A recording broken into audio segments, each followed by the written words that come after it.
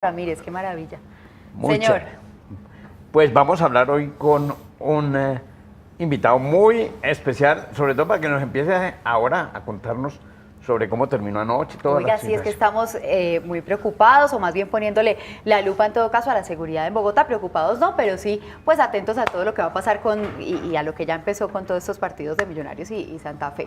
Bueno, nos está acompañando el secretario de Gobierno de Bogotá, Miguel Uribe Turbay, bienvenido. Muchas Bueno, gracias. muchísimas gracias por la invitación a ustedes y un saludo muy especial a todos los televidentes. De una vez entonces, ese balance, anoche se portaron muy bien los hinchas, ¿no? Así es, yo creo que el día de ayer tuvimos un comportamiento ejemplar en Bogotá. Hubo incidentes menores, pero realmente no hubo disturbios, tuvimos unas incautaciones menores de pólvora, hubo algunos traslados al centro de traslado por protección, pero básicamente no hubo ningún tipo de conflicto y esperamos que el domingo sea de la misma manera.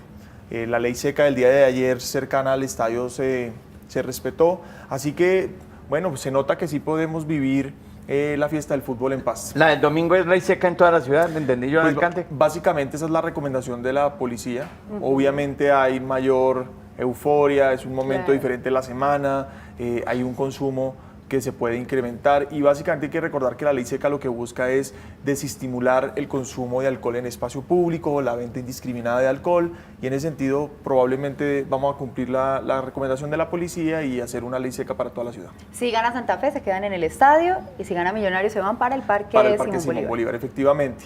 El director del IDRD, del IDEPAC, ha venido trabajando con las dos hinchadas y básicamente lo que queremos es generar, pues darle la oportunidad a cada una de las hinchadas que tengan una oportunidad para celebrar. Entonces, como ustedes bien saben, el día de ayer era toda la hinchada de Millonarios, el domingo toda la hinchada de Santa Fe. Esta es una decisión que evidentemente responde exclusivamente a los clubes, no al distrito. Claro. Hubiéramos querido también que hubieran podido compartir el escenario a ambas hinchadas, pero dada esta situación, lo que hemos buscado trabajar es que en el Parque Simón Bolívar se dé toda la infraestructura necesaria para recibir la hinchada de Millonarios, para que vea el partido y en caso de que ganen, pues evidentemente el equipo pueda llegar allá. Más allá de estas medidas por la final, el distrito está con un plan especial para las barras, tal vez para lograr esa convivencia y que, qué sé yo, el año que viene los podamos tener a todos en el estadio otra vez sin ningún problema. Pero por supuesto, estamos trabajando permanentemente para que la fiesta del fútbol sea vivida en paz, en tranquilidad, no haya conflictos. Es absurdo que un partido de fútbol genere muertos, lesionados. Hemos hecho un trabajo interminable en estos 2 años, trabajando específicamente en la Comisión de Fútbol, con las barras, con los organismos de control, con todas las entidades correspondientes. Y básicamente la instrucción del alcalde ha sido dedicarle un esfuerzo especial a este fenómeno, porque evidentemente el fútbol reúne a la familia, debe reunir a la familia, a los niños, debe dar la posibilidad para que asistamos al estadio sin ninguna preocupación y obviamente desestimular ese tipo de conflictos que se generan en ciertos barrios por algunos hinchas. Entonces estamos trabajando obviamente en eso y consideramos que hemos avanzado sin ninguna duda, pero evidentemente hay casos todavía que reprochamos y que rechazamos. Doctor Miguel, usted es digamos, el funcionario más cercano que le toca trabajar políticamente con el Consejo de Bogotá y también con las alcaldías locales, digamos, es ya la función más certera suya. Pero primero quisiera preguntar sobre políticamente cómo usted analiza ese fallo del juez interpuesto por un representante del Polo Democrático donde dice Bogotá mejor para todos y todas. Bueno, en primer lugar, Manuel, yo soy muy respetuoso de las decisiones judiciales, pero por supuesto que no la comparto. Por una parte, creo que la intención del representante es una intención politiquera, populista, demagoga. La igualdad de género no se construye de esa manera. La igualdad de género se construye sin robarle la plata a los bogotanos. Se construye con políticas de equidad de género en las políticas públicas transversalmente.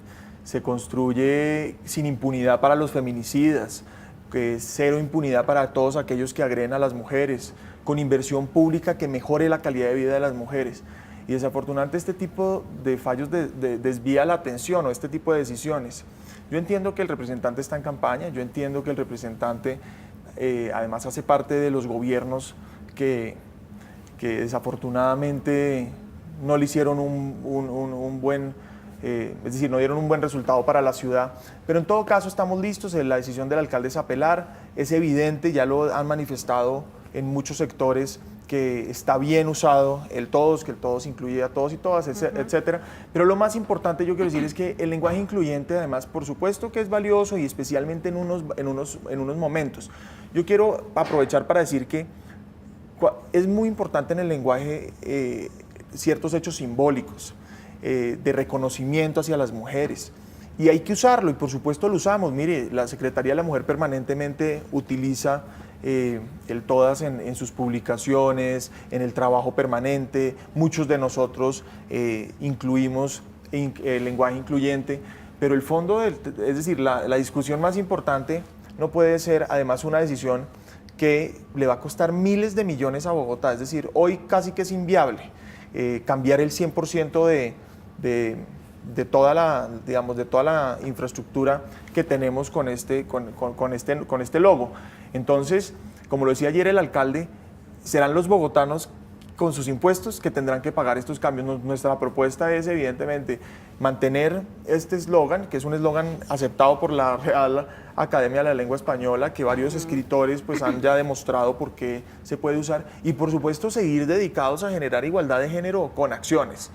No con buenas intenciones o simplemente con carreta como lo hacían otros, no, con acciones concretas. Estamos trabajando de la mano de todas las organizaciones de mujeres y convencidos de que por supuesto que hay unas deudas históricas con las mujeres en Bogotá y en Colombia. Ayer escuchaba una de las primeras reacciones de Daniel Mejía, el secretario de Seguridad, y él decía que entre tanto le preocupaba mucho que a veces la policía, las autoridades en la ciudad estaban haciendo el trabajo juicioso de capturar a quienes violentaban a una mujer de cualquier manera, pero que les parecía que ahí los jueces no estaban operando tanto. Incluso les hizo un llamado y dijo, mire, ¿por qué en cambio con estas capturas que a veces tenemos, estas personas quedan en libertad? Necesitamos que nos ayuden más a este lado. ¿Usted qué opina de eso? No, por supuesto que hay decisiones judiciales que pueden contribuir mucho más a la equidad de género, a la protección de los derechos de las mujeres, pero insisto, yo soy respetuoso del juez, el juez tiene pues una argumentación que respeto, que no comparto, pero lo digo no solamente como miembro de este gabinete, sino además como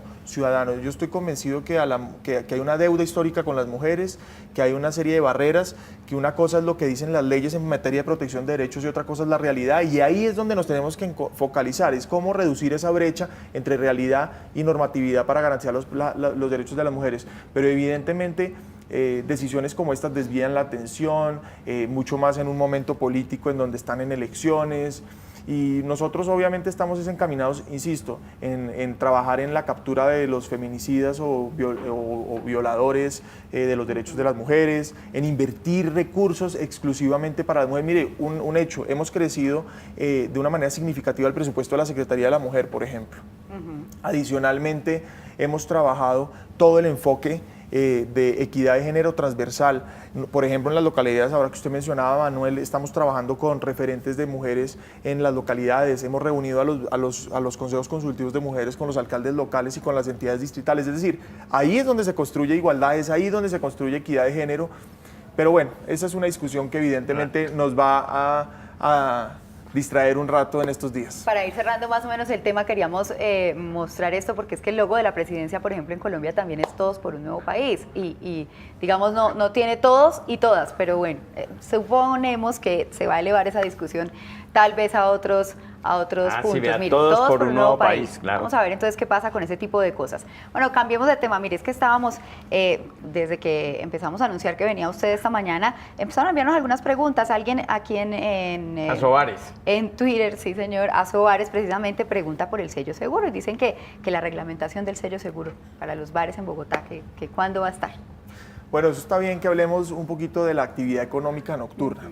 Lo primero que hay que resaltar es que hemos sacado ya un decreto, el alcalde sancionó un decreto, o expidió un decreto, en el que básicamente se busca por primera vez promover iniciativas y programas en donde genere corresponsabilidad y autorregulación de los dueños de los bares y de los usuarios de los mismos. ¿Por qué? Porque permite iniciativas como Farran la Buena, que lideró la Secretaría de Seguridad con el propósito de disminuir los índices de lesiones y riñas y de esa manera aumentar el horario de funcionamiento para la zona que más redujera estos índices. Se permite la flexibilización de horarios, se permite que, por ejemplo, iniciativas como el sello seguro, que ya voy a explicar a qué se refiere, entre en funcionamiento. Entonces, ese nuevo decreto lo que busca es generar una flexibilidad al respecto. ¿Qué es sello seguro? Sello seguro es un acuerdo que se aprobó en el 2015 en el Consejo de Bogotá, que básicamente busca ser más exigente con los requisitos de funcionamiento de los bares y establecimientos de comercio que prestan pues la actividad nocturna, que expenden licor, para que tengan reglas mucho más estrictas de insonorización, de salubridad pública, de seguridad, de gestión del riesgo, etc. Ese decreto lo hemos venido trabajando durante estos 2 años. Ya este decreto que yo mencionaba le da vía libre, esperamos este año expedirlo, estamos pues muy cerca de expedirlo y la implementación se tomará un par de meses, pero eso lo que busca este tipo de medidas es mejorar la calidad de vida de los bogotanos, de los usuarios de los bares, de los restaurantes, de las discotecas, pero también de los vecinos, porque si logramos tener mejores condiciones en los bares, pues evidentemente el entorno también mejora. Doctor Miguel, en el caso del sello seguro, se van a hacer exigencias, pero la vigilancia, ¿quién la va a hacer? Esto con tan pocos inspectores y cosas, y como todos los días nacen negocios en Bogotá. Pues evidentemente se exige un compromiso de control, el control lo hace por supuesto las inspecciones de policía, los agentes de policía como hoy se hacen. Es decir, el esfuerzo de control hoy ya lo estamos haciendo. Lo que vamos a hacer es poner unos requisitos, además voluntarios, para quien quiera obtener el sello seguro. ¿Qué va a pasar? Que el sello seguro pues, va a terminar en unos años siendo un sello de calidad, básicamente de confianza para los usuarios, en donde quienes quieran ir a este tipo de establecimientos sabrán que en cuáles bares podrán o no entrar con mayor seguridad. Ahora, usted hace un comentario rápido, usted hace referencia a muy pocos inspectores de policía. Yo simplemente quiero recordar y aprovechar esa oportunidad, Manuel, para decir que nosotros recibimos 45 inspectores de policía y hoy ya tenemos 103 inspecciones de policía. Es decir, más del doble de inspectores atendiendo no solo el nuevo código de policía, sino que hay una necesidad de imposición de control, pues, de ejercicio de control para mejorar la convivencia de los bogotanos. Pero espéreme, ¿el cuándo? Porque ellos estaban muy preocupados por el cuándo. ¿El cuándo más o menos era cuál? ¿Febrero, marzo? Para que el próximo año ya lo sancionamos probablemente en el primer trimestre y nos tomaremos unos 2 o 3 meses en la implementación. Esperamos pues que el próximo año, a mediados del año, tengamos pues en plena ejecución este programa, y obviamente será progresivo el número de bares que se irán digamos, inscribiendo en este proceso. Será un proceso en el que habrá una revisión de estos requisitos, son 16 requisitos, y una vez los cumplan se dará el sello, y obviamente habrá un monitoreo permanente. ¿Cuáles, por ejemplo, para Sí. hacerle un poquito más de claridad? Por ejemplo, la insonorización.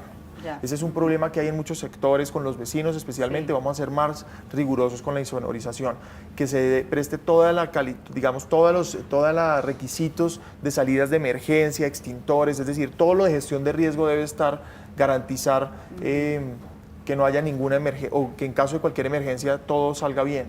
Tenemos, por ejemplo, temas de salubridad pública, que haya un manejo, digamos, en los baños, en las cocinas, en las barras, adecuado, que haya temas de seguridad, entonces cámaras, control, genera un grado de corresponsabilidad, porque los establecimientos de comercio ya no solamente se preocupan de las puertas para adentro, sino de las puertas hacia afuera.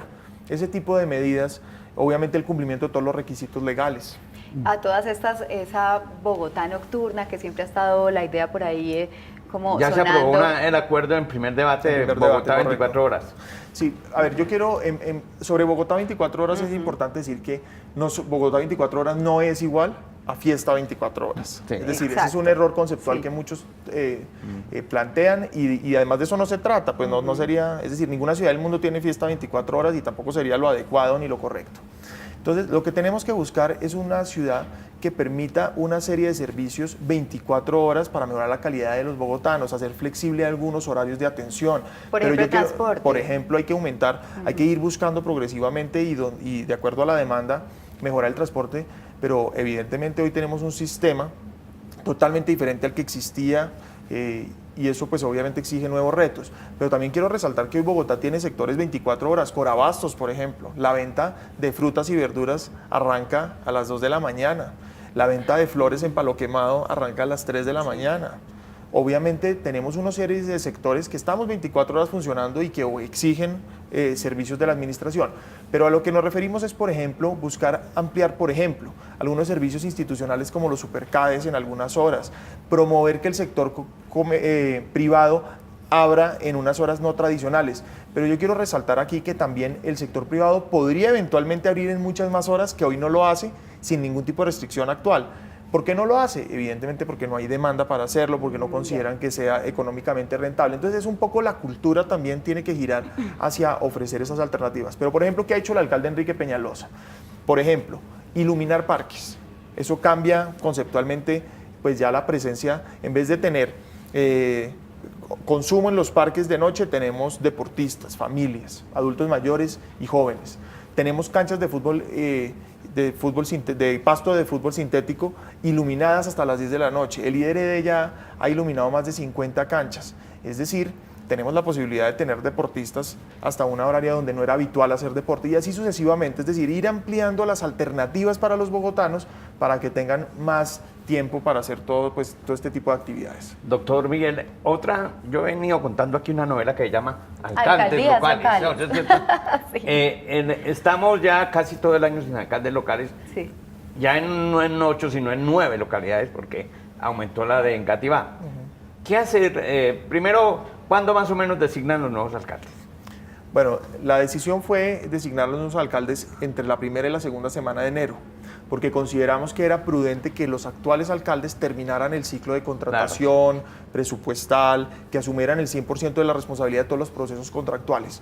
Pero varias reflexiones. La primera, si bien no tenemos alcaldes en propiedad en algunas localidades, tenemos alcaldes encargados que cumplen exactamente las mismas funciones, prestamos la misma atención, los mismos servicios. Evidentemente quisiéramos que no se hubiera presentado esta situación, pero pues había cambios que ameritaba, es decir, había una situación que ameritaba unas decisiones por parte del alcalde y del gobierno distrital. Pero hemos hecho un esfuerzo enorme en las alcaldías. Las alcaldías tradicionalmente han sido ruedas sueltas de la administración distrital, focos de corrupción. Todavía oigo mucho ruido en la entrega de ¿cómo se llama eso? De licitaciones en estos días. Por allá en Puente Aranda, que no hubo, que en Fontibón, ¿cómo hacer para controlar eso? Porque es que Qué bueno me da que- la impresión que eso puede llevarlos a que la semana entrante, el año entrante, vuelva a presentar. Pues qué bueno que usted haga esas preguntas porque precisamente como le decía, tradicionalmente ha sido un foco de corrupción. Las alcaldías anteriores no hicieron ningún esfuerzo por combatir la corrupción o el riesgo al menos de corrupción. Hay que hacer una aclaración, si bien los alcaldes locales siguen unos lineamientos del alcalde mayor, por supuestos míos desde la Secretaría de Gobierno, son totalmente autónomos en la ejecución presupuestal y son ellos quienes deciden el mecanismo de contratación. Pero hemos hecho unos cambios gracias a esos lineamientos bien atractivos, fundamentales, que generen confianza en los ciudadanos. Por ejemplo, pasamos en esas licitaciones que usted dice, uno de los rubros más importantes de la contratación de las alcaldías locales es la malla vial, y mucho más ahora donde el alcalde lo que busca es priorizar, concentrar objetos de gasto para generar mayor impacto. Hoy las alcaldías locales invierten alrededor del 50% de su presupuesto en malla vial. Eso implica que son 400.000 millones de pesos al año entre todas las localidades. Históricamente teníamos un promedio de 5 oferentes por proceso, pero había procesos de 1, de 2 oferentes, es decir, básicamente, pues eso, evidentemente no puedo garantizar que sea corrupción, pero sí puedo garantizar que se aumenta el riesgo de corrupción. Este año, gracias a la utilización de SECOP 2, la plataforma de Colombia Compra Eficiente, a la utilización de pliegos tipo para acabar los pliegos amañados a la medida para contratistas que hacían algunas alcaldías, logramos aumentar a más de 25 y 30 oferentes por proceso. Tenemos más de 60 en algunos, tenemos 30, 22 en otros, y evidentemente hay una garantía de transparencia totalmente diferente. La utilización de SECOP 2 es muy importante porque es la nueva plataforma obligatoria a partir del 2018 que nosotros hicimos obligatoria a partir del 2017 para los procesos de una cuantía mucho mayor. Entonces eso genera mayor transparencia, mayor publicidad de la información, mejor relacionamiento entre oferentes y administración pública, y nos permite un mejor seguimiento a nosotros y a los organismos de control. Primero. Segundo, hicimos pliego tipo también para parques, que es el segundo rubro más importante de las alcaldías. El 10% está dedicado a mejorar los parques de la ciudad, eso es alrededor de 80.000 millones de pesos. Entonces, lo que demuestra eso es que hay acciones concretas. Tenemos adicionalmente, hemos hecho un esfuerzo para garantizar que haya acompañamiento técnico de los sectores. Y estamos seguros pues, que poco a poco vamos mejorando, aumentamos el número de licitaciones. Miren, en el 2013 la Secretaría de Transparencia de la Presidencia dijo que el riesgo más grande de corrupción en las alcaldías era que no utilizaban la licitación pública, sino que utilizaban convenios de asociación y contratación directa. Pues lo primero que hicimos en el 2016 cuando llegamos fue acabar los convenios de asociación. Los convenios de asociación, para que todos lo tengamos en cuenta, son unos convenios que de una manera directa, contratación totalmente a dedo, se hacía entre las alcaldías locales y fundaciones, organizaciones no gubernamentales o sin ánimo de lucro, en donde se contrataba de todo y una misma fundación hacía desde sándwiches, sudaderas, vías, hasta cualquier ejercicio recreativo, y así funcionaba y usted lo recuerda. Fueron esos convenios de asociación que donde comenzó el carrusel de la contratación, cuestionados por los organismos de control, y solo con voluntad lo acabamos en el 2016, 0 convenios de asociación en el 2016, 0 en el 2017. Y aumentamos el número de licitaciones del 9% del valor licitado a el 50% del valor licitado. Entonces hay acciones contundentes y hay un ánimo por combatir la corrupción sin ninguna prevención. Es decir, tenemos que acabar la corrupción, por supuesto. Pero a propósito de eso, en Fontibón y en Usaquén se firmaron convenios con FONADE. Y eso llevó, a mí me aterraba los datos que daban los ediles de Usaquén. Decían, mire, es que nos gastamos 1.000 millones de pesos de comisión a FONADE y empezamos a trabajar solamente en septiembre, después de haber adjudicado el 31 de diciembre de 2016. Bueno, lo primero que hay que resaltar ahí, Manuel, es que ese no es un convenio de asociación, es un convenio interadministrativo. Los convenios de asociación los acabamos, los convenios interadministrativos son totalmente legales. Bueno, hago un paréntesis, los convenios de asociación, el gobierno nacional hace unos meses sacó un nuevo decreto, el 092, en donde restringió los convenios de asociación porque se dio cuenta que ese era un mecanismo que aumentaba la corrupción, pero un año más tarde, después de que nosotros ya habíamos prohibido, y evidentemente hay algunos momentos en donde se lo pueden hacer algunas entidades, pero alcaldías locales no han hecho ninguno. Convenios interadministrativos son totalmente legales y han hecho, por ejemplo, hacen con las universidades públicas, la distrital, la nacional, con entidades como Aguas de Bogotá, Secretaría de Cultura, pero la alcaldía de Usaquén, el problema era por un convenio de eso. Ya voy, de eso, interadministrativo, no de asociación. Y entonces tanto Fontibón como Usaquén hicieron 2 contratos interadministrativos con FONADE. En ambos casos, la Secretaría de Gobierno les mencionó que no era oportuno hacerlo y que considerábamos que el camino ideal era una licitación pública.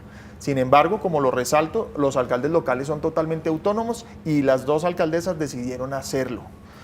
Y en ese orden de ideas, pues ellas son autónomas y deben responder por qué lo hicieron. Ahora, no son ilegales esos convenios. La pregunta es si debieron o no haberlos hecho con esas condiciones, pero eso lo determinará evidentemente un juez, un organismo de control. Entonces, pero lo importante es decir que nosotros siempre les hemos dicho y recomendado hacer licitaciones públicas. No en vano este año todas las alcaldías están avanzando con sus licitaciones públicas para malla vial.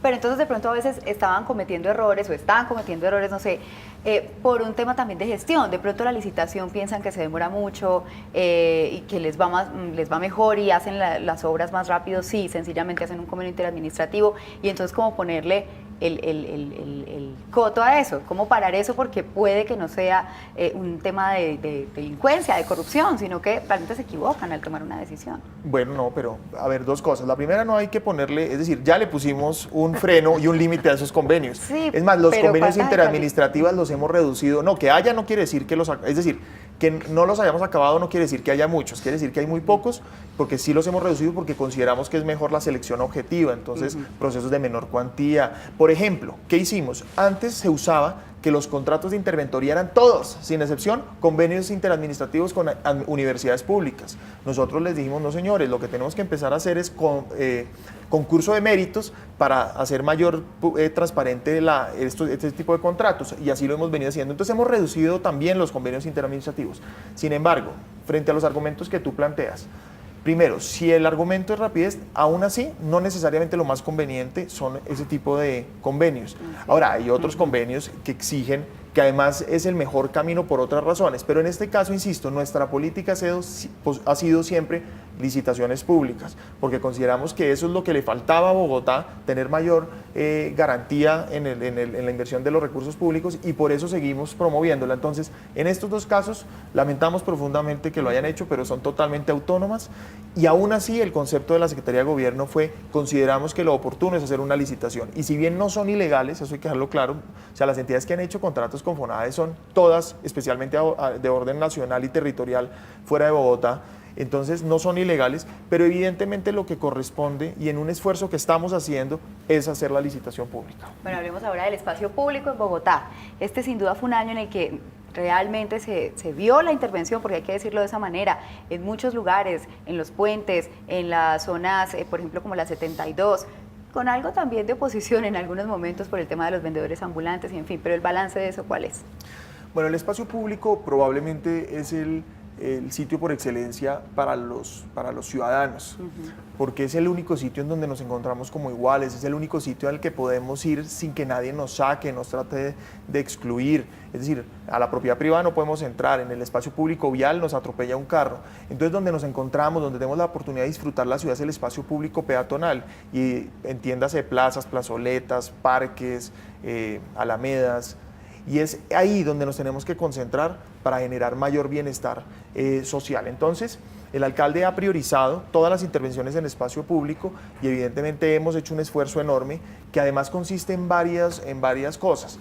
No solamente se trata de la recuperación, que además vale la pena decir, aquí no estamos persiguiendo a los vendedores, no se trata de criminalizar a los vendedores hay en toda la ciudad, y no es verdad que estemos en toda la ciudad ni corriéndolos, ni quitándolos, eso también ha sido pues una forma de caricaturizar a la administración. Por supuesto que hay situaciones difíciles, por supuesto que puede haber eventualmente alguna discusión, algún problema que estamos dispuestos a que denuncien y nosotros atender oportunamente, pero mire, hemos trabajado de la mano en equipo con la policía es más consciente todos los días de la necesidad de tener una relación amable con el vendedor. Obviamente también hay muchos ciudadanos, comercio formal, peatones, que nos exigen recuperar el espacio público. Solo para dar un ejemplo, tenemos varias acciones de cumplimiento y acciones populares de hace más de 10 años que exigen recuperación de espacio público, que eventualmente no las habían cumplido las administraciones anteriores. Entonces nosotros llegamos a cumplirlas, como María Paz, como el terminal pesquero al lado de Corabastos, como Guadalupe, al lado de la autopista sur, y como muchas otras que permanentemente nos van notificando. Entonces, no solo se trata de recuperación o un trabajo frente a vendedores, se trata del embellecimiento, se trata frente a la basura y al orden, se trata frente al tema ambiental, y venimos haciendo una intervención integral entre muchas entidades. La recuperación del patrimonio público, hemos recuperado pues decenas de monumentos. Entonces, por una parte, frente a los vendedores, pues obviamente hay oposición, tenemos un diálogo, hemos mejorado mucho en el diálogo con ellos, hay unos sectores tanto políticos como sociales que han querido dialogar, evidentemente no estamos de acuerdo en todo, pero empezamos a tener un diálogo con vendedores. Hay otro sector que no quiere dialogar, que hace oposición, que especialmente está dedicado a la politiquería, y estamos en campaña. Exacto. Pero además yo quiero decir una cosa, el estado ideal no son los vendedores en la calle. Esa misma informalidad los vuelve vulnerables a las mafias, los vuelve vulnerables pues, al clima, a la inseguridad, y estamos haciendo un esfuerzo enorme para formalizarlos. Desafortunadamente, curiosamente, los que hoy quieren atacarnos por ofrecerles alternativas son los mismos que hicieron que se quedaran en las calles sin ninguna otra alternativa. Entonces, sabemos que cada vez tenemos que innovar, crear diferentes alternativas, pero por ejemplo, les estamos trabajando con el sector privado para que les den opciones de empleo, para que haya capacitación, formalización, reubicación, emprendimiento. Entonces, estamos trabajando en eso, sabemos que tenemos que hacer un esfuerzo mayor, pero somos conscientes de la necesidad de intervenir el espacio público, y obviamente si hay unas, no todos, ni mucho menos, pero hay unas mafias que se aprovechan de estas situaciones. Ahora, frente a otras áreas, pues hemos estado en todas las localidades, nos reclama la gente, es decir, una de las cosas que más le dicen al alcalde cuando va en los recorridos es: ayúdenos a recuperar el espacio público, ayúdenos con la recolección de basuras, ayúdenos con la limpieza. El solo hecho de haber acabado los afiches en Bogotá, la gran mayoría de los lugares, es que aquí básicamente teníamos un desgobierno total en el espacio público, y es el único sitio en donde nosotros vemos nuestra ciudad, porque además pasamos más tiempo despiertos afuera de la casa que adentro. Eso quiere decir que estamos más compartiendo pues en el entorno urbano, y desafortunadamente es lo que más abandonado estaba. Entonces hemos hecho un esfuerzo grande, lo vamos a seguir haciendo, estamos priorizando algunos sectores por seguridad, por movilidad, por patrimonio histórico, pero por supuesto siempre ofreciendo alternativas, entendiendo una situación social a la que somos sensibles. Secretario de Gobierno, Miguel Uribe, muchísimas gracias Y por no hablamos de acompañarnos aquí en política, y no Despierta hablamos Bogotá. del consejo, mire, hablamos de Pero cosas podemos del hablar de muchas otras cosas si quieren. Muchísimas tenemos, mil gracias. gracias. Vamos a hacer una